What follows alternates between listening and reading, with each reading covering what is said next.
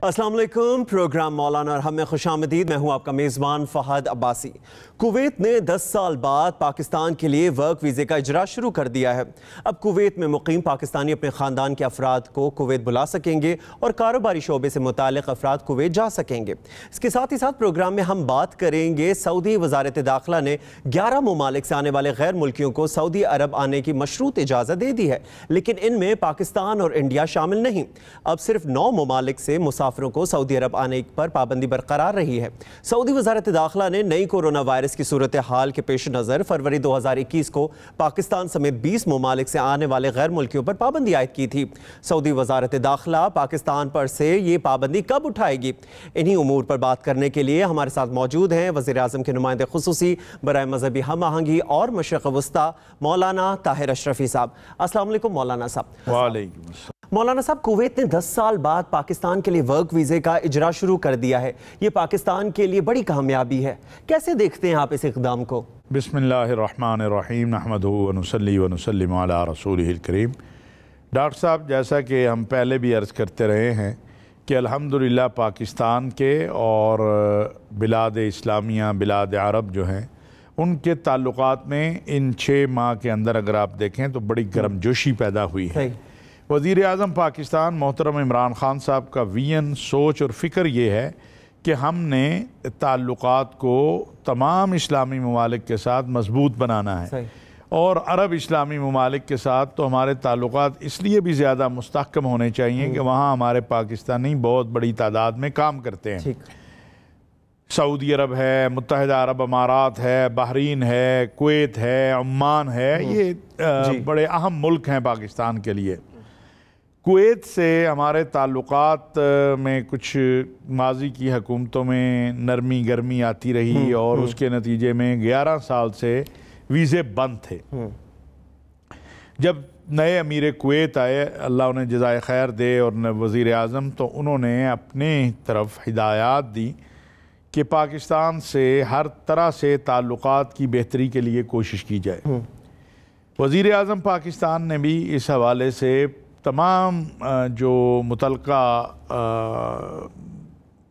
महकमे हैं, वज़ारत ख़ारजा है, मेरा दफ्तर है, उन्हें हुक्म दिया कि उनका हुक्म तो बड़ा वाज़ेह था, लेकिन हिदायत उनकी थी कि कुवैत के साथ ताल्लुकात को मज़ीद देखा जाए और कहाँ पे ख़राबी है उसे दूर किया जाए। फिर इस कोरोना की वबा के दौरान अल्हम्दुलिल्लाह हमारे पाकिस्तानी डॉक्टर्स जो हैं उनकी एक अच्छी बड़ी तादाद जो है, जबकि हमें भी ज़रूरत थी उस वक़्त, और हमने कुवैत भेजे।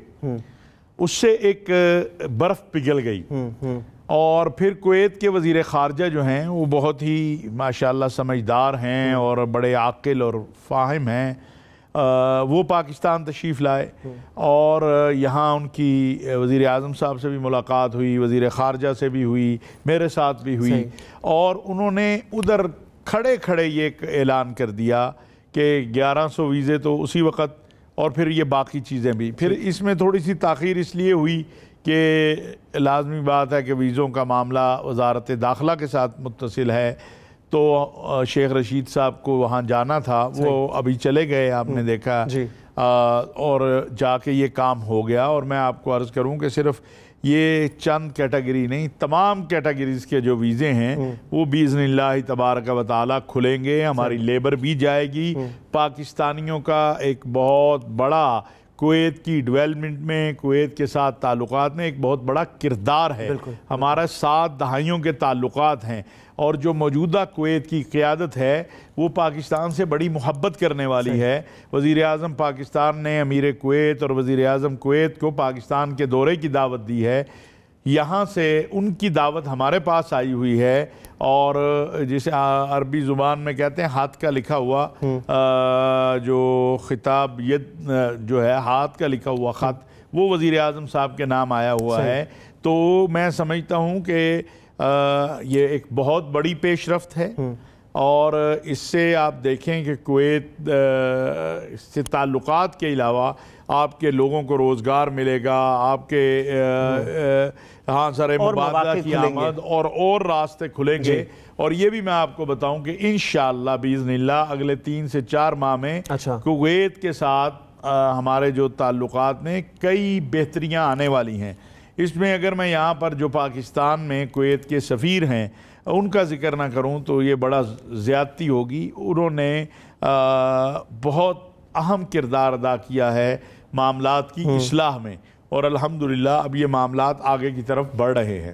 مولانا صاحب، کویتی ویزا کی بحالی کے بعد ایسا لگتا ہے کہ دنیا کا پاکستان پر اعتماد بحال ہونا شروع ہو گیا ہے. اس حوالے سے حکومت کیا کام کر رہی ہے؟ اس میں تو کوئی شک نہیں ہے. میں آپ کو عرض کروں، ایک بہت اہم پاکستان کے دوست عرب ملک نے، سعودی عرب نہیں، ٹھیک، کسی اور عرب ملک کے ایک بڑے ذمہ دار نے مجھے یہ بات کہی تھی کہ عمران خان اور باقی لوگوں میں فرق سمجھو. تو میں نے کہا کیا فرق ہے؟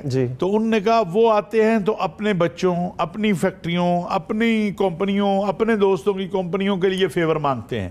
عمران خان آتا ہے تو یہ اپنے ملک کے لیے کہتا ہے. حالانکہ عمران خان یہ کہتا ہے کہ اللہ وہ وقت لے آئے کہ مجھے کسی سے مانگنا نہ پڑے، اور اس کی طبیعت کے برخلاف ہے، لیکن وہ اپنی قوم کے لیے جا کے بات کرتا ہے. اور وہ عمران خان عالمی دنیا کے لیے، عالم عرب ہو یا یورپ ہو، امریکہ ہو، برطانیہ، ان کے لیے اس کی اپنی شخصیت ایک بہت بڑی چیز ہے. عمران خان کی شخصیت وزیر اعظم سے ہٹ کے بھی اللہ تعالیٰ نے اس کو بہت بڑا نوازا ہوا ہے، اور ہیرو وہ ہے. ہمارا تو ہے ہی، باقی دنیا میں بھی اس کو ایک ہیرو کے طور پہ دیکھتی ہے. تو میں سمجھتا ہوں کہ نہ صرف اعتماد بحال ہو رہا ہے، بلکہ یہ جو حکومت کی ایک پالیسی ہے کہ ہم نے امداد یا قرض نہیں، ہر وقت جو ہمارا ماضی ہے وہ اس سے عبارت ہے کہ ہر وقت مانگتے رہنا. موجودہ حکومت ایک پالیسی ڈیولپ کر رہی ہے کہ امداد یا قرض نہیں، آؤ معیشت، تجارت میں، اقتصاد میں، انویسٹمنٹ میں مختلف پروجیکٹ جو ہیں وہ اکٹھے کریں. تو یہ ایک بہت بڑی میں سمجھتا ہوں ڈیولپمنٹ ہوگی کہ اگر ہم ان 6 ماہ میں، جو آنے والے 6 ماہ میں، اس کے اندر عرب دنیا سے پاکستان کے اندر انویسٹر آنا شروع ہوں گے. یہ میں آج آپ کو بتا رہا ہوں. عرب دنیا سے پاکستان کے اندر کمپنیاں آنا شروع ہوں گی، یہاں کام کریں گی، یہاں پر روزگار کے انشاءاللہ مواقع بھی پیدا ہوں گے. یہاں سے ہمارے پاکستانی جو ہیں وہ ہر شعبے سے ان کی ڈیمانڈ بڑھ رہی ہے، اور انشاءاللہ یہ بڑھے گی. سعودی عرب کے اندر جیسے شیخ رشید صاحب بتا چکے ہیں کہ تقریباً 6 لاکھ سے زیادہ پاکستانی لیبر جو ہے اس کے لیے مواقع پیدا ہو رہے ہیں. کویت میں پیدا ہو رہے ہیں، امارات میں پیدا ہو رہے ہیں، مصر کے اندر ابھی آپ دیکھیں ہم مصر کے ساتھ بہت آگے، عراق، شام، لیبیا، تعلقات بہتر ہو رہے ہیں. مولانا صاحب، 10 سال تک پاکستانی ورک ویزے پر پابندی لگی رہی. سابق حکومتوں نے کیا کیا اس پر؟ کویتی حکومت سے کوئی رابطہ نہیں کیا تھا؟ اور اس پابندی کی آخر کیا وجہ تھی آپ کے خیال میں؟ کوشش تو ممکن ہے کسی لیول پہ ہو، لیکن درد نہیں ہے. آپ دوستوں کے ساتھ زور آزمائی نہیں کرتے. صحیح. زور آزمائی ہوتی دشمنوں کے ساتھ، زور آزمائی ہوتی ہے اپنے مخالفین کے ساتھ. اپنے دوستوں سے زور آزمائی نہیں ہوتی. وہاں بیٹھ کے معاملات کی اصلاح کی جاتی ہے. وہاں پوچھا جاتا ہے کہ آپ کو ہم سے کیا مسئلہ درپیش ہے. وہاں پوچھا جاتا ہے کہ مجھے آپ کے ساتھ یہ معاملہ درپیش ہے. وہاں یہ نہیں کہا جاتا ہے کہ تمہاری ایسی تیسی. یعنی سابقہ حکومت کی طرف سے زور آزمائی ہوئی آپ کا کہنا ہے؟ نہیں، میں سمجھتا ہوں کچھ غلطیاں اس وقت کے وزیر داخلہ جو ہیں چوئی نثار صاحب، میں سمجھتا ہوں کہ اس طرح نہیں ہونا چاہیے. صحیح. دیکھیں نا، آپ میرے ڈاکٹر صاحب، میں آپ کے ساتھ یہاں بیٹھ کے پروگرام کرتا ہوں، آپ کی طبیعت پہ کوئی بات ناگوار گزرے تو بجائے ہم زور آزمائی کریں، آپ مجھے کہہ سکتے ہیں کہ جی یہ آپ کا عمل اچھا نہیں لگا ہے. اس میں کیا وجہ ہے؟ کیوں آپ مجھ سے خفا ہیں؟ میں آپ سے پوچھ سکتا ہوں کہ کیوں بھائیوں کے درمیان جو تعلقات ہوتے ہیں ان میں غصہ نہیں کیا جاتا. صحیح، بالکل. ابھی آپ کے سامنے ہے سعودی عرب کا معاملہ. کوئی شخص ماننے کو تیار نہیں تھا کہ پاکستان سعودی عرب کے تعلقات اتنے اچھے ہو جائیں گے کہ عمران خان صاحب جدہ اتریں، ریاض اتریں، اور آگے سعودی ولی عہد امیر محمد بن سلمان ان کا استقبال کریں، اور اتنی اچھی ملاقاتیں ہوں اور معاملات اتنے اچھے ہو جائیں. یہاں کیا کچھ نہیں کہا گیا. کون سا حربہ ہے جو استعمال نہیں کیا گیا؟ یہ ہوتا ہے. کیوں؟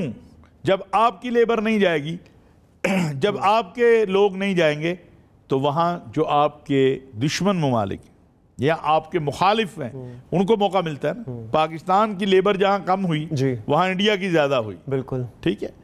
تو وہ بھی پھر کوشش کرتے ہیں کہ خرابی پیدا کریں. آپ کا حریف جو ہے وہ آپ کو فری ہینڈ نہیں چھوڑتا ہے کہ اچھا جو مرضی کر لیں آپ. یہ ایسا نہیں کرتا. تو یہ جو سب سے اہم بات ہے وہ یہ ہے کہ ہمیں آگے بڑھنا ہے اور آگے بڑھ کے بڑی قوت اور طاقت کے ساتھ اپنے دوستوں کو گلے لگانا ہے. صحیح بالکل. ابھی 39 سال بعد جی بالکل 39 سال بعد آفٹر 39 ایئر. یس بالکل. میں تو خود پریشان ہو گیا. میں نے اپنی وزارت خارجہ سے پوچھا کہ یار سچی بات ہے یہ؟ انہوں نے کہا سچی بات ہے کہ وزیر خارجہ کی سطح کا دورہ 39 سال بعد ہوگا. عراق ہمارا بھائی ہے, ہمارے مقدسات ہیں وہاں. پاکستان سے ہر سال 2-2.5 لاکھ لوگ جاتے ہیں. بالکل 39 سال بعد وزیر خارجہ عراق. اور عراق کوئی کمزور ملک بھی نہیں ہے. بالکل. اللہ تعالیٰ نے اسے تمام نعمتوں سے نوازا ہوا ہے. کیا ہوا کہ ہم نے عراق کی بھائیوں سے پوچھا بھی, ان کی جو کوئی اگر بات تھی تو وہ ہم نے ان کو قریب کیا. ان کے جو خدشات تھے ان کو دور کیا, تحفظات دور کیے, ان کو گلے سے لگایا. آپ دیکھیں گے, میں آج آپ کو ڈاکٹر صاحب دعوے سے کہہ سکتا ہوں کہ انشاءاللہ ان 6 ماہ میں, ابھی دیکھیں دفاعی شعبوں میں ہمارے بہترین آئیڈیل تعلقات ہیں اس وقت عراق کے ساتھ. صحیح. آپ کے باقی تمام شعبوں میں بھی عراق کے ساتھ بہترین تعلقات ہو جائیں گے, کویت کے ساتھ بہترین تعلقات ہو جائیں گے, سعودی عرب کے ساتھ, مصر کے ساتھ, عمان کے ساتھ. کیوں؟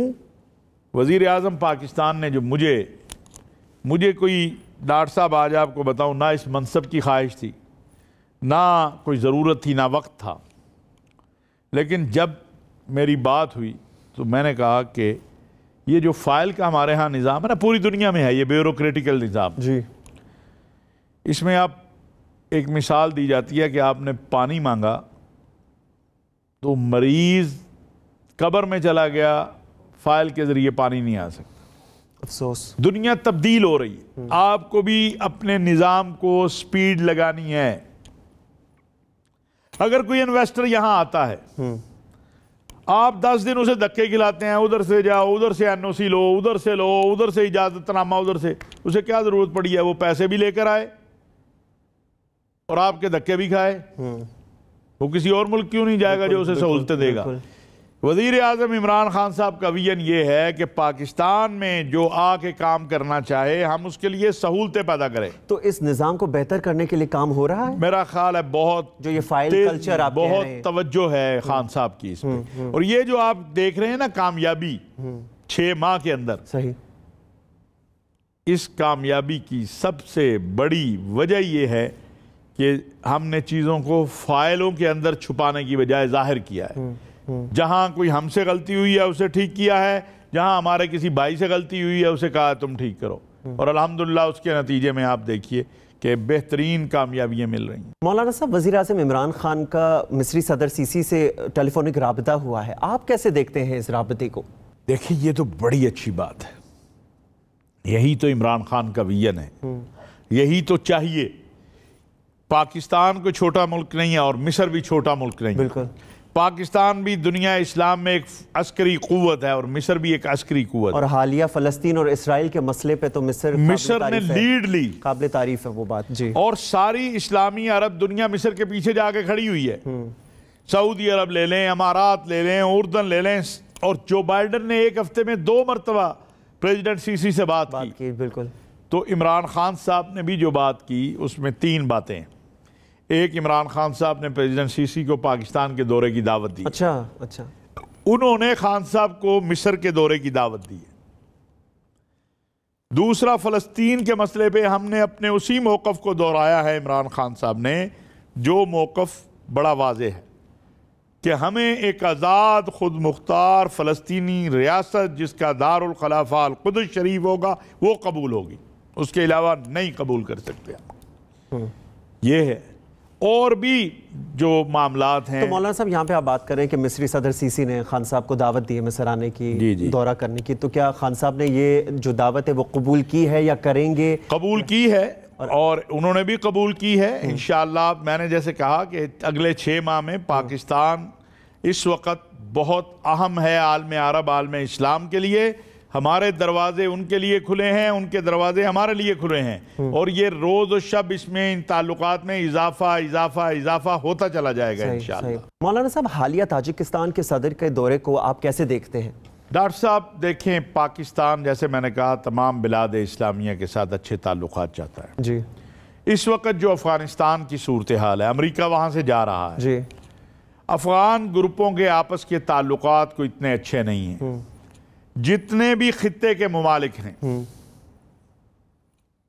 تاجکستان ہو، پاکستان ہو، ایران ہو، اپنا ازبکستان ہو، جتنے بھی افغانستان کے ارد گرد کے ممالک ہیں، ان سب کی کوشش یہ ہے کہ افغانستان میں ایک دیرپا امن آئے، افغانستان میں وہ صورتحال پیدا نہ ہو جائے جو سوویت یونین کے بعد ہوئی ہے۔ اس کے لیے طالبان سے بھی پاکستان کا تو ایک بہت بڑا کردار ہے، پاکستان کے سلامتی کے اداروں کا۔ آج جو افغانستان میں امن کے لیے پاکستان کا کردار ہے، پوری دنیا اس کا اعتراف کر رہی ہے۔ آپ نے ابھی دیکھا کہ قطر سے ایک بہت بڑا وفد آیا تھا، جی، انہوں نے بھی یہ کہا کہ خطے میں امن کے لیے پاکستان کا جو کردار ہے وہ بہت اہم کردار ہے، دنیا اپریشیٹ کر رہی ہے۔ اب تاجکستان ہمارا بڑا عزیز دوست ہے، تاجکستان کے پریزیڈنٹ کا آنا میں سمجھتا ہوں اسی پاکستان کی پالیسی کا حصہ ہے، جس کا مقصد یہ ہے کہ ہم اپنے دوست ممالک کے ساتھ اچھے تعلقات کریں، اور اگر افغانستان میں امن آتا ہے تو جو معیشت، معاشرت، تجارت میں ممالک مستفید ہوں گے، اس میں ایک تاجکستان بھی ہے۔ پھر تاجکستان نے بھی ایک دہشت گردی اور انتہا پسندی کے حوالے سے بڑی جنگ لڑی ہے اور اس پر قابو پایا ہے، ہم نے بھی ایک بڑی جنگ لڑی ہے اور اس پر قابو پایا ہے، تو مستقبل میں اس حوالے سے بھی بات چیت کی ضرورت ہے۔ تو یہ ساری وہ چیزیں ہیں جو ڈاکٹر صاحب آگے بڑھ رہی ہیں، اور آگے بڑھانے کی ضرورت ہے، آگے دیکھنے کی ضرورت ہے، ایک دوسرے کے قریب لانے اور قریب کرنے کی ضرورت ہے، اور میں سمجھتا ہوں جو معاہدے ہوئے ہیں، جو چیزیں طے ہوئی ہیں، اس سے انشاءاللہ تعالی بڑی بہتری آئے گی۔ مولانا صاحب یہاں پر میں آپ کو روکوں گا کیونکہ وقت ہو چکا بریک کا۔ ناظرین یہاں پر وقت ہو چکا بریک کا، بریک لیں گے اور بریک کے بعد واپس آ کر اپنے سلسلے کو یہیں سے آگے بڑھائیں گے۔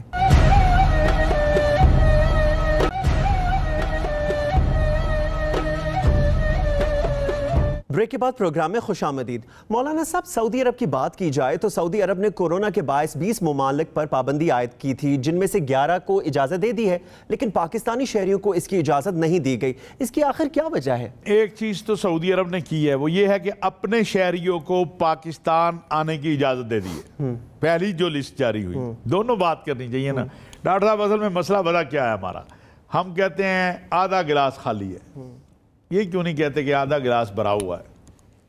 یہ بھی ایک بات ہے۔ آدھا گلاس بھرا بھی تو ہوا ہے نا کہ سعودی عرب نے اپنے شہریوں کو پاکستان آنے کی اجازت دے دی ہے۔ یہ ہماری کرونا کے حوالے سے کوششوں کے نتیجے میں ایک بڑی پیش رفت ہے۔ اب اگلا جو مرحلہ ہے اس کے بعد کا، اگلا مرحلہ یہ ہے کہ پاکستان سے بھی سعودی عرب جانے کی اجازت، وہ بھی انشاءاللہ ہو جائے گی۔ کرونا ویکسین کے حوالے سے جو صورتحال پیدا ہوئی ہے، جو انشاءاللہ اگلے پروگرام سے پہلے حل ہو جائے گی، یہ میں آپ کو بتا کے جاؤں، اگلی مرتبہ یہ آپ چلائیے گا کہ اگلی مرتبہ ہمارا جو پروگرام ہوگا اگلے جمعے سے پہلے انشاءاللہ یہ کرونا ویکسین کے حوالے سے جو معاملات ہیں وہ ٹھیک ہو جائیں گے۔ جب وہاں وہ ہو جائے گی تو پاکستان میں وہ لوگ جنہوں نے کرونا ویکسین لگوا لی ہوئی ہے اور سعودی عرب نے اس کرونا ویکسین کو جب قبول کر لیا تو ان کا سفر آسان ہو جائے گا۔ اور مجھے امید ہے کہ اس کے بعد ہمیں اجازت بھی مل جائے گی کہ جو ہماری لیبر یہاں ہے یا ہمارے وہ لوگ جو سعودی عرب میں کام کرتے تھے وہ یہاں پر ہیں، ان کو یہ اجازت مل جائے گی کہ وہ جائیں اور جا کے اپنے کام کو سنبھالیں۔ ہمارے سعودی عرب سے جو تعلقات ہیں وہ بڑے مضبوط ہیں۔ ہم نے ایک درخواست ریکویسٹ کی ہے، اور دیکھیے یہ جو ویکسین ہیں جن کے اوپر سعودی عرب نے پابندی لگائی ہے یا نہیں مان رہے، وہ خالی پاکستان کے لیے تو نہیں ہے نا، نہ پاکستان کی وہ ویکسین ہے، وہ تو چائنا کی ہے، تو لازمی بات ہے وہ پوری دنیا میں لگائی جا رہی ہے، صرف پاکستان میں تو نہیں لگائی جا رہی۔ آپ کو لگتا ہے کہ سعودی عرب کے پاکستان میں چینی ویکسین کے حوالے سے بھی خدشات ہیں، کیا پاکستانیوں کو اس بنیاد پر اجازت نہیں دی جا رہی؟ انہوں نے کچھ ویکسین کو جو ہے نا وہ کیا ہے کہ یہ ویکسین جو ہے یہ قابل قبول نہیں، اور اس کی ایک بہت بڑی وجہ جو وہ بتاتے ہیں وہ ہے جعلی سرٹیفکیٹ۔ اچھا، تو انشاءاللہ جب ہم یہ انشور کر لیں گے اور جب ہم یہ گارنٹی دے رہے ہیں کہ ہم یہاں سے کوئی ایسا فرد مسافر نہیں بنائیں گے جو جعلی سرٹیفکیٹ والا ہو۔ ہمیں پہلے یہ مسئلہ درپیش ہوا ہے کہ ہمارے ہاں ٹیسٹ ہوا کرونا کا، وہ جب امارات میں اترا اس کا ٹیسٹ ہوا تو بالکل وہ کرونا پوزیٹیو تھا، اور یہاں سے نیگیٹیو کا لے کے گیا۔ تو یہ ایک مسئلہ تو ہے نا، یہ ہمارے ساتھ نہیں ساری دنیا میں ہے، ہمارے ساتھ بھی ہے، ہمارے بھی لوگ کر لیتے ہیں ایسے، کچھ لیبارٹریز نے ایسا کیا، نہیں کرنا چاہیے۔ تو اس کی روک تھام کے لیے پھر کیا اقدامات کیا ہے؟ فوری اقدامات ہماری وزارت صحت نے کچھ اٹھائے، ہمارے جو ڈاکٹر فیصل صاحب ہیں انہوں نے بھی کیے ہیں، کچھ چیزیں ہوئی ہیں، لیکن یہ میں آپ کو وہ بتا رہا ہوں جو اسباب ہے۔ لیکن مجھے امید ہے، اور دوسری بات میں یہ بتاؤں کہ وزیر اعظم پاکستان محترم عمران خان صاحب نے بڑی واضح ہدایات دے دی ہیں کہ جو ہماری لیبر ہے اور جو ہمارے حجاج ہیں ان کے لیے جو ممکن ہوگا، اگر جو دوسری آئی ہوئی ہیں ہمارے پاس آئی ہے فائزر آئی ہے، وہ رکھ دی گئی ہے اس کام کے لیے۔ اچھا مولانا صاحب، اگر بات کی جائے کیا حکومت پاکستان چینی ویکسین پر سعودی حکام کے خدشات کو دور کرنے کے لیے کوئی بات کر رہے ہیں؟ بالکل کام کر رہے ہیں، خود چین والے بھی بات کر رہے ہیں، اور WHO بھی اس پہ بات کری، دیکھ رہے ہیں WHO نے اسے تسلیم کیا، تو تسلیم بھی کر دیا ہے، بالکل، تو وہ بھی کر رہے ہیں، ایسی بات نہیں ہے، اور انشاءاللہ تعالی اللہ پاک بہتر کرے گا، آپ دیکھیں گے کہ یہ معاملہ حل ہو جائے گا اگلے انشاءاللہ تعالی ڈاکٹر صاحب اگلے جمعے سے پہلے۔ مولانا صاحب، گزشتہ دنوں جیسے کہ ہم نے دیکھا کہ وزیر داخلہ نے کہا کہ سعودی عرب بھی پاکستانیوں کے لیے ویزے جو ہے وہ کھولنے جا رہا ہے، 30 لاکھ ویزوں میں سے 30% کوٹا پاکستانیوں کو ملے گا، اس حوالے سے کیا پیش رفت ہوئی ہے؟ دیکھیں یہ تو درست بات ہے، وزیر داخلہ صاحب نے کہا ہے، اور سعودی عرب سے اگر ویزے کھلیں گے، اور سعودی عرب میں اب نئے شہر بن رہے ہیں، آپ کو پتہ ہے نیوم ہے، باقی ہے، بڑی سیاحت کو فروغ دیا جا رہا ہے اور چیزیں ہو رہی ہیں، تو سعودی عرب تو چاہے گا کہ پاکستان سے زیادہ لوگ ہیں، جو کوٹا ملے گا اس میں پیش رفت انشاءاللہ اس میں آگے پیش رفت ہوگی۔ جو میں پھر ایک بار کہنا چاہتا ہوں کہ سعودی عرب کے کنگ شاہ سلمان بن عبدالعزیز اور ان کے ولی عہد امیر محمد بن سلمان، وہ پاکستان سے بڑی محبت کرتے ہیں، پاکستانیوں کا ہر طرح سے خیال کرتے ہیں، اور انشاءاللہ مستقبل میں بھی اس کا خیال کیا جائے گا۔ ہمیں جو کوٹا بتایا جا رہا ہے انشاءاللہ اس سے زیادہ ہی ملے گا۔ اچھا، اس سے زیادہ ہی ملے گا، یہ میں آپ کو بتا دوں، اس سے ہم کام کرنے والے بنے، ہم نیک نیت ہو کے کام کرنے والے بنے، آگے بڑھیں، دنیا ساری پاکستان کے لیے کھلی ہے۔ یہ جو ڈاکٹر صاحب ایک تصور ہم نے بنایا ہوا ہے نا، یہ بڑا ہی غلط ہے کہ ہم بڑے کمزور، ہم کوئی کمزور نہیں، ہم بڑے طاقتور ہیں۔ آپ نے ایٹمی قوت ایسے ہی بن گئے تھے، آپ کسی نے لا کے آپ کو دے دیا کہ یہ ڈاکٹر صاحب یہ ایٹم بم ہے، آپ رکھ لیں۔ اس قوم نے قربانی دی، اس فوج نے محنت کی، ہمارے سائنسدانوں نے محنت کی، ہمارے حکمران انہوں نے اس پر محنت کی۔ آپ یہ بھٹو دور سے شروع ہوا، نواز شریف صاحب کے دور میں دھماکہ ہوا، پھر میزائل ٹیکنالوجی، پھر آپ کے جہاز، پھر آپ کی ٹینک۔ ہم ایک زرعی ملک ہیں، ایک مضبوط فوج رکھتے ہیں۔ ہماری آپ کو پتہ ہے کہ ایک بڑے اسلامی ملک نے جب ایک بڑی دہشت گرد تنظیم کو شکست دے لی، اپنے شہر چھڑائے، شہر، علاقے نہیں، شہر، تو اس نے جب شکریہ ادا کیا تو اس نے پاکستان کی انٹیلیجنس کا شکریہ ادا کیا۔ اس نے کہا ہم پاکستان کی ISI کا شکریہ ادا کرتے ہیں۔ ایسے نہیں دنیا ہمیں کہتی کہ عالم اسلام کے امن کے ضامن ہیں ہم۔ جی، ابھی فلسطین میں کیا پاکستانیوں کے لیے جذبات ہیں، بالکل، تو وہ ہمیں اس سے باہر نکلنا چاہیے۔ ہر وقت ہم کمزور، ہمارے ساتھ یہ ہمارا وہ، کچھ نہیں ہوتا۔ انشاءاللہ تعالی ہم آگے بڑھیں گے۔ مولانا صاحب، میں یہاں پہ آپ کو روکوں گا کیونکہ وقت ہو چکا ہے بریک کا۔ ناظرین، یہاں پر وقت ہو چکا ہے بریک کا، بریک لیتے ہیں اور بریک کے بعد واپس آ کر اپنی گفتگو کو مولانا صاحب کے ساتھ یہیں سے آگے جوڑیں گے۔ ہمارے ساتھ رہیے۔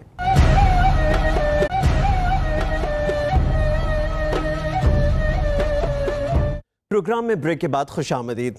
ہر اخلاقی برائی نقصان دہ ہے، کبھی یہ نقصان دنیاوی ہوتا ہے یا کبھی آخرت تک یہ موقوف ہو جاتا ہے۔ حسد یا جلن ایک ایسی بیماری ہے جس کا شکار دنیا میں ہی نفسیاتی اذیت اٹھاتا اور دل ہی دل میں گھٹ کر مختلف ذہنی اور جسمانی امراض میں مبتلا ہو جاتا ہے۔ مولانا صاحب، ہم معاشرے میں اگر بات کریں حسد جیسی بیماری کا تو اس کو خاتمہ ہم کیسے کر سکتے ہیں؟ رسول اللہ صلی اللہ علیہ وسلم نے فرمایا ان الحسد یاکل الحسنات، حسد اچھائیوں کو کھا جاتا ہے۔ بڑی مشکل سے نیکی کی، نماز پڑھی، بڑی مشکل سے پیسے اس میں سے سخاوت کی، کسی کی خدمت کی، حسد سب کچھ لے جاتا ہے۔ حسد ایک ایسا مرض ہے جو اندر سے انسان کو سنگسار کرتا ہے، کینسر سے بھی موذی مرض ہے۔ انسان جلتا رہتا ہے ہر وقت، اندر ہر وقت ہائے اچھا آج ڈاکٹر صاحب نے اچھی واسکٹ کیوں پہنی ہوئی ہے، وہ یہ کپڑے اچھے کیوں پہنے ہوئے ہیں، وہ ڈاکٹر صاحب کا پروگرام اچھا کیوں ہو گیا ہے۔ یہ حسد ہے، ہر وقت اندر کڑن۔ شب قدر کی رات کینہ پرور کی بھی بخشش نہیں ہوگی۔ شب قدر کی رات، اب یہ ہو جاتا ہے، اس میں کوئی شک نہیں۔ اب اس سے بچا کیسے جائے، اس کی طرف جانا چاہیے۔ ڈاکٹر صاحب آپ کے پاس یہ کپ پڑا ہے، میں کہوں ہائے ڈاکٹر صاحب کے پاس کپ کیوں ہے، یہ ہے حسد۔ کیا ہائے ڈاکٹر صاحب کے پاس کپ کیوں ہے؟ اب یہ نہیں میں چاہ رہا کہ یہ مجھے مل جائے، ڈاکٹر صاحب کے پاس کیوں ہے، ان سے تو چھن جائے نا یار، مجھے ملے نہ ملے، ان سے چھن۔ یہ حسد، اسی کو دوسری طرف لے آئے۔ یار بڑا اچھا کپ ہے ڈاکٹر صاحب کے پاس، یا اللہ تو نے ڈاکٹر صاحب کو دیا ہے، مجھے بھی تو دے سکتا ہے۔ یار ڈاکٹر صاحب کہاں سے لیا یار، میں نے بھی لینا ہے، مجھے بھی لے دو۔ پہلی بات تو اپنے اللہ سے مانگ لیں، یہ عبادت بن جائے گی۔ جیسے یار ڈاکٹر صاحب کے پاس بہت اچھا کپ ہے یار، ڈاکٹر صاحب ویری بہت اچھا، اللہ تمہیں اور دے، یا اللہ مجھے بھی دے دے، اس اللہ نے آپ کو دیا نا وہ مجھے بھی دے سکتا ہے۔ یہ تصور کرنا کہ اس کے پاس کیوں ہے، اس سے نقصان ٹوٹ جائے یار، اس کے پاس نہ رہے، اور یہ کہنا کہ یا اللہ اس کو تو نے دیا مجھے بھی دے دے، دونوں میں بڑا فرق ہے۔ حسد سے نکلنے کا علاج یہی ہے جی کہ جس چیز سے حسد ہو رہا ہے اس کو اپنا لو۔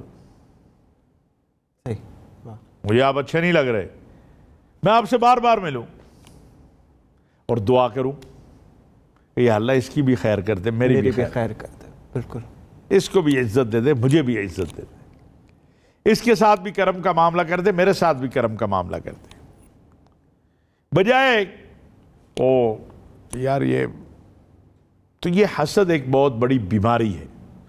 آج جو ہمارے معاشروں میں تباہی ہے اس کا ایک سبب یہ حسد ہے، مقابلہ، ایک دوسرے سے قبول نہ کرنا۔ بھائی بجائے اس کے میں یہ دیکھوں کہ میرے سے اچھی گاڑی والا جا رہا ہے، میں یہ کیوں نہیں دیکھتا کہ یار موٹر سائیکل والا بھی تو جا رہا ہے۔ جی، اگر میرے پاس موٹر سائیکل بھی نہ ہوتی پھر میں کیا کر لیتا، سائیکل والا بھی تو جا رہا ہے، دو قدم ہے اللہ نے مجھے دیے ہوئے، اگر ایک ہوتا میں کیا کر لیتا۔ حسد دراصل اللہ کی دی ہوئی جو تقسیم ہے اس کے خلاف نفرت اور بغاوت کا نام ہے۔ اللہ اس کو قبول نہیں کرتا۔ اللہ کیا قبول کرتے؟ اللہ نے کہا لَإِن شَكَرْتُمْ لَأَزِيدَنَّكُمْ، میرا شکر ادا کرو کہ بہت زیادہ دے دوں گا۔ سبحان اللہ، بہت زیادہ کتنا؟ اللہ کا تو بہت زیادہ تصور ہی کوئی نہیں کر سکتا۔ بے شک۔ وَلَئِن كَفَرْتُمْ، اگر نہ شکری کرو گے، إِنَّ عَذَابِي لَشَدِيدٌ، میرا عذاب بڑا سخت ہے۔ یہ نہ شکری ہے کہ میں اپنی واسکٹ نہ دیکھوں، میں اپنے بچے نہ دیکھوں، میں اپنی گاڑی اور اپنی موٹر سائیکل اور اپنی کار نہ دیکھوں، میں اپنے سے نیچے والے کی طرف نہ دیکھوں، اپنے سے اوپر والے کی طرف دیکھوں، چاہے میری گردن ٹوٹ جائے۔ اللہ کی رضا پر راضی رہنا اور اللہ سے خیر مانگنا دوسروں کی اور اپنی، یہ عبادت ہے۔ بالکل۔ کہا اپنے بھائی کے لیے بھی وہی پسند کرو جو اپنے لیے کرتے ہو۔ اللہ نے قرآن میں کہا لن تنالوا البر حتى تنفقوا مما تحبون، جس کو پسند کرتے ہو نا وہی اللہ کے راستے میں دو۔ ہمارے ہاں کیا ہوتا ہے، اچھا نکال لو، یہ ہے دے دو۔ حسد بھی یہی ہے، اپنی ساریاں اچھائیاں اس کو دے دی۔ امام اعظم ابو حنیفہ رحمۃ اللہ علیہ نے غیبت کو بیان کرتے ہوئے کہا کہ اگر مجھے غیبت کرنی ہوتی تو میں اپنی ماں کی کرتا۔ کیوں؟ کہ جس کی آپ غیبت کر رہے ہیں اسے تو ثواب مل رہا ہے۔ امام صاحب نے کہا اگر مجھے غیبت ہی کرنی ہے، اپنی طرف سے ہم اس کا نقصان کر رہے ہیں تو اسے تو فائدہ ہو رہا ہے، ہمارا نقصان ہو رہا ہے۔ اسی طرح حسد ہے، ان الحسد یاکل الحسنات، اچھائیوں کو کھا جاتا۔ لہٰذا جب کسی سے حسد ہونے لگے، ایک تو اس سے میل ملاپ بڑھائیں، محبت بڑھائیں، اس سے دور رہو، اللہ سے دعا مانگیں، اور زیادہ سے زیادہ سورۃ الاخلاص، قل هو اللہ احد، صحیح، اللہ الصمد، اللہ الصمد، اللہ بے نیاز ہے۔ تم بھی تو اللہ کے بندے ہو، بے شک، اس کی شان بے نیازی ہے، تو تمہارے اندر بھی تو اس نے پیدا کی ہوگی نا، تم اس کے بندے ہو، نائب ہو اس کے، زمین کے اوپر اس کے عیال ہو۔ تو زیادہ قل هو اللہ کا جو ورد ہے اس کو کرنا شروع کریں۔ مولانا صاحب حسد سے پھر کیسے بچا جا سکتا ہے؟ اس کا ایک ہی ذریعہ ہے، اپنے اندر قناعت پیدا کریں کہ اللہ نے اسے دیا، اللہ مجھے بھی دے سکتا ہے، اپنے اللہ سے مانگیں۔ ڈاکٹر صاحب جب میں یہ دیکھوں کہ آپ کے پاس بھی کپ پڑا ہے، میرے پاس بھی کپ پڑا ہے، آپ کا کپ ذرا خوبصورت ہے، میرا کم خوبصورت ہے، لیکن ایک تیسرا ہے اس کے پاس کپ بھی نہیں ہے، تو میں اسے دیکھوں،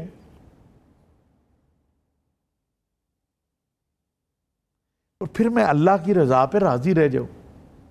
بہت سی چیزیں میرے پاس ہوں گی جو آپ کے پاس نہیں ہیں، جو آپ کے پاس ہے میرے پاس نہیں ہے، یہ تو اللہ کی تقسیم ہے، تو آپ کو چاہیے تو اللہ سے مانگ لو، اللہ کی رضا پہ راضی ہو جائیں ہم سب۔ بالکل، اللہ سے مانگ لینا، مصلح گراؤ، مصلح نہ بھی گراؤ، دل سے اللہ سے کہو یا اللہ مجھے بھی عطا کر دے، اس کو جو دیے تو مجھے نہیں دے سکتا، اس کے خزانے میں کوئی کمی ہے؟ وہ تو کہہ رہا ہے وَقَالَ رَبُّكُمُ ادْعُونِي أَسْتَجِبْ لَكُمْ، اور میرے بندوں کو کہو مجھ سے مانگے، میں قبول کروں گا، سبحان اللہ، بالکل، میں قبول کروں گا۔ وہ تو اعلان کر رہا ہے، اب ہم لینے ہی نہ جائیں، یہاں باہر ایک سخی آ کے کھڑا ہو جائے، کیا ہو بھائی، جس کی جو ضرورت ہے میں پوری کرتا ہوں، سارے بھاگ پڑیں گے، اور جو سب سے بڑا سخی ہے وہ کہہ رہا ہے میرے سے مانگو میں دے دوں گا۔ تو کوشش کریں اور سورۃ اخلاص کا ورد کریں اور درود شریف کثرت سے پڑھیں، استغفار کریں، بالکل، تو آپ اس کیفیت سے انشاءاللہ باہر نکل سکتے ہیں۔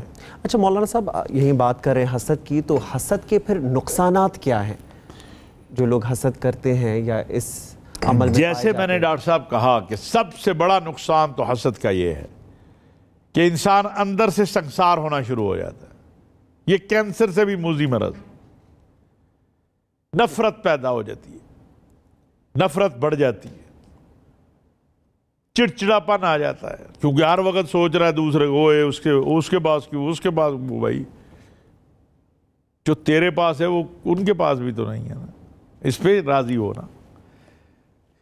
صحت خراب، دین خراب، ایمان خراب، آخرت خراب، فائدہ کچھ بھی نہیں۔ تو اس لیے اس طرف توجہ دینی چاہیے اور اپنے اللہ کو راضی کرنے کی کوشش کرنی چاہیے۔ بالکل. یہاں پہ مولانا صاحب بات کرتے ہیں والدین کی اطاعت کے حوالے سے. تو مولانا صاحب صدر مملکت نے تحفظ والدین آرڈیننس جو ہے 2021 جاری کر دیا ہے اور آرڈیننس کے تحت والدین کو گھروں سے نکالنا قابل سزا ہے, جرم ہے یہ بالکل. تو والدین کو گھروں سے نکالنے پر 1 سال تک قید, جرمانہ یا دونوں سزائیں دی جائیں گی. حکومت اس قانون کا اطلاق کیسے کرے گی؟ میں سمجھتا ہوں یہ تو بہت اچھا کام ہے. ماں باپ بیچارے محنت کر کے گھر بناتے ہیں. یہ جس کو پالا ماں نے, جس کو بڑا ماں باپ نے کیا, جس کے نخرے اٹھائے, جس کو پڑھایا لکھایا, یہ کہتا ہے اب یہ بوڑھا کھانسی کر رہا ہے, اب ماں جو ہے وہ بلا وجہ مداخلت کر رہی ہے, اٹھاؤ ان کو باہر پھینک دو, ان کو اولڈ ہاؤس چھوڑاؤ. تو اتنا قابل ہے تو اپنا گھر بنا لے, تو 100 اپنے گھر بنا لے. جو ایک رات تیری ماں نے تجھے ادھر سے اٹھا کے ادھر ڈالا ہے اس کا بدلہ نہیں دے سکتا. وہ خود ٹھنڈی جگہ سو گئی, تجھے گرم جگہ سلا دی, تو اس کا جو تیرے لیے رات کو اٹھی, اپنی نیند خراب کی اور تیرے لیے دودھ بنا کر لائی, تو اس کا قرض بھی ادا نہیں کر سکتا. اب یہ بدقسمتی ہے. دیکھیں, بیویوں کے حقوق بلا شبہ بیوی کا حق ہے, لیکن ماں باپ کا بھی حق ہے. بے شک. بیوی کے حق کا مطلب یہ نہیں کہ آپ ماں باپ کے حق تلفی کرو, اور ماں باپ کے حق کا مطلب یہ نہیں کہ آپ بیوی بچوں کے ساتھ زیادتی کرو. یہ اعتدال آپ کو قائم کرنا ہے. یہ جو آرڈیننس آیا یہ بڑا اچھا ہے, بہت بہتر ہے, اور میں سمجھتا ہوں اس پر عمل کروانا ہوگا. قانون تو اسی لیے بنتا ہے. تو یہ صدر صاحب ہمارے بہت اچھے کام کرتے رہتے ہیں. ابھی بھی انہوں نے, آپ نے دیکھا ہوگا کہ آج جو ہے لوگوں خطباء علماء سے 2 اپیلیں آج ہوئیں. جی. ایک تو ہم نے جو ہمارے وزیر ہیں, مشیر ہیں وزیر اعظم کے, ملک امین اسلم صاحب ماحولیات کے, چونکہ آپ کو پتہ ہے کل عالمی دن ہے ماحولیات کا, اور وزیر اعظم عمران خان صاحب میزبانی کر رہے ہیں, پاکستان عالمی کانفرنس کا میزبان ہے. یہ بہت بڑی بات ہے. تو خطباء نے, علماء نے, مشائخ نے آج لوگوں سے اپیل کی ہے کہ صفائی کا خیال رکھیں, درخت لگائیں, ماحول کو بہتر کریں, پانی کم ضائع کریں. اور دوسرا کہ ویکسین جو ہے, ایسے شکوک و شبہات پیدا کیے جا رہے ہیں, کوئی لے آتا ہے مقناطیس لگا دے رہا ہے, کوئی کچھ لگا رہا ہے. بھئی خدا کا واسطہ ہے, یہ ویکسین لگاؤ تاکہ تمہاری بچت ہو سکے. مولانا صاحب, یہ عوام کے جو شکوک و شبہات ہیں, یہ خدشات ہیں یا تحفظات ہیں, ان کو کیسے دور کیا جائے ویکسین کے حوالے سے؟ دیکھیں, اسی لیے علماء سے, خطباء سے, ائمہ سے اپیل کی گئی ہے. ان سے کہا گیا ہے کہ بھئی آگے بڑھو. انہوں نے اپیلیں کی ہیں. میڈیا کو بھی اپنا کردار ادا کرنا ہے. ہمیں جو مشیر صحت ہیں ڈاکٹر فیصل صاحب, انہوں نے بتایا ہے کہ کوئی ایسی چیز نہیں ہے اس ویکسین میں جو جسے آپ کہیں کہ وہ مضر صحت ہے, خطرناک ہے, یا شرعی اصولوں کے خلاف ہے. تو یہ ایک پراپیگنڈا مہم ہے. یہ پولیو کے حوالے سے بھی رہی. یاد رکھیے, اگر آپ نے ویکسین نہیں لگوائی اپنے بڑوں کو, اپنے آپ کو, اور کسی کو نقصان پہنچ گیا آپ سے, یا تو آپ اللہ کے یہاں مجرم ہیں. یہ پولیو کی طرح کہ اگر والدین نے بچوں کو پولیو کے قطرے نہیں پلائے اور وہ اپاہج ہو گئے تو اللہ کو جواب دے ہیں والدین. تو ویکسین لگوانی چاہیے. اور اسی طرح درخت بھی لگانے چاہیے. یہ اتنی گرمی کی شدت جو آئی ہے, اس طرف بھی توجہ کرنی چاہیے. پانی کو بچانا چاہیے. بالکل. اور پودوں کو لگانا چاہیے. صفائی کا خیال کرنا چاہیے. صفائی نصف ایمان ہے. بالکل. اپنے گھروں میں, اپنے محلوں میں, اپنی سڑکوں پہ. تو یہ وہ باتیں ہیں ڈاکٹر صاحب جو کرنے کی ہیں, سب کو خیال کرنا چاہیے. بہت بہت شکریہ مولانا صاحب پروگرام میں شریک ہونے کے لیے. ناظرین, یہ تھا ہمارا آج کا پروگرام مولانا اور ہم. اسی کے ساتھ ہی اپنے میزبان فہد عباسی کو اگلے ہفتے تک کے لیے اجازت دیجیے. اپنا خاص خیال رکھیے گا. اللہ حافظ.